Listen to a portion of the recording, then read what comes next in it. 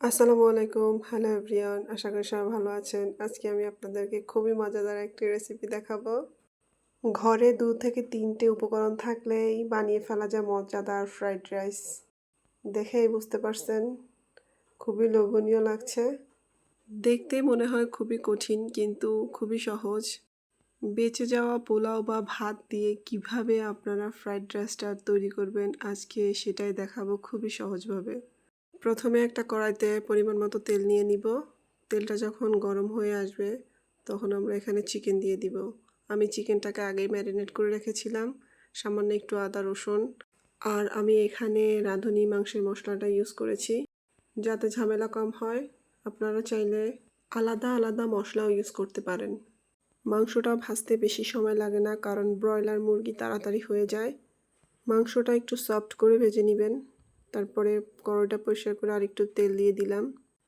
তেলটা গরম হয়ে আসলে এখানে সামান্য একটু রসুন কুচি, কিছু আদা কুচি দিয়ে ভালোভাবে ভেজে নিতে হবে যতক্ষণ না পর্যন্ত এটা লালচে কালার হয়ে আসে। এই রাইসটা তৈরি করার পর একদম বুঝতেই পারবেন না এটা যে ঘরে তৈরি করা হয়েছিল। রসুনটা লালচে হয়ে আসছে, তারপরে এখানে আমি কিছু বরবটি কুচি দিয়ে দিব। বরবটিটা কিছুক্ষণ ভেজে নিব। আপনাদের কাছে বরবটি না থাকলে কোনো সমস্যা নাই। তারপরে আমরা কিছু গাজর কুচি দিয়ে দিব। গাজরটাও কিছুক্ষণ ভেজে নিব। গাজরটা যখন সফট হয়ে আসবে তখন আমরা এখানে কিছু কাঁচামরিচ দিয়ে দিব।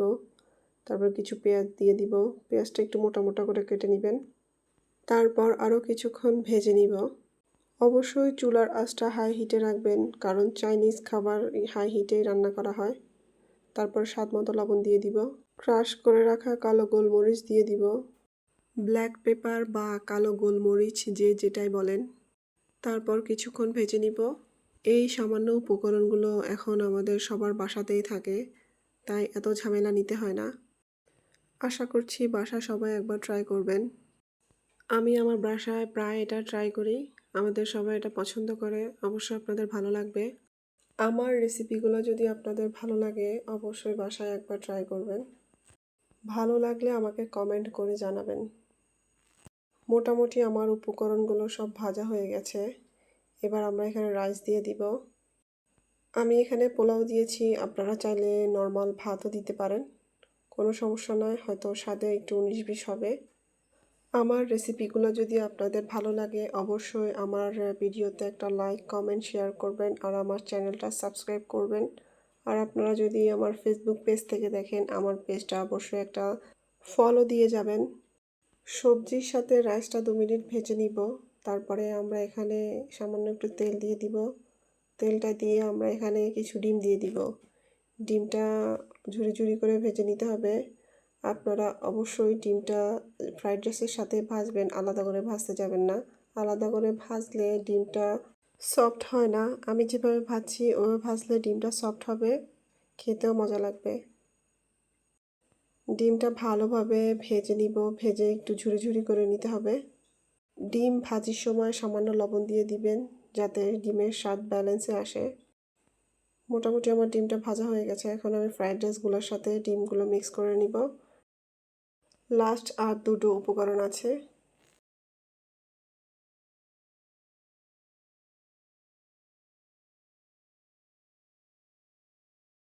আমি এখানে ১ টেবিল চামচ সয়া সস দিয়ে দিব।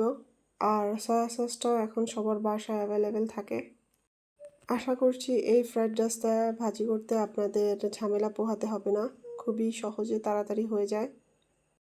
তারপর আমরা সামান্য একটু ভেজে নিব। ভেজে নেওয়ার পর এখানে আমি আরেকটা সস ইউজ করব। এখানে আমি ১ টেবিল চামচ টমেটো কেচাপ দিয়ে দিয়েছি। টমেটো কেচাপ দেওয়ার পরে ভালো মতো ভেজে নেবেন। ভেজে নেওয়ার পর আপনারা লবণের টেস্টটা দেখে নেবেন। শুরুতেই লবণ বেশি দিবেন না কারণ সয়া সস, টমেটো সসে লবণ থাকে। লবণটা কমিয়ে দিবেন। সব শেষে আপনারা লবণ টেস্ট করে লবণ লাগলে আপনারা লবণ দিয়ে দিবেন। হয়ে গেছে আমাদের ফ্রাইড রাইস। অবশ্যই বাসায় একবার ট্রাই করবেন। সবাই ভালো থাকবেন, সুস্থ থাকবেন। আল্লাহ হাফেজ।